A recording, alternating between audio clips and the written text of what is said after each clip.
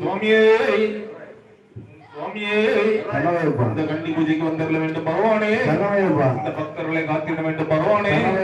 ஏழை மக்களை காத்திட வேண்டும் பகவானே. சுவாமியே சுவாமியே ஞானம் பெற வந்தராய் சுடரியும் சுந்தராய் வாவா கதிர்வேலன் தம்பியே காந்தமல ஜோதியே கண்கண்டு தெய்வமே வாவா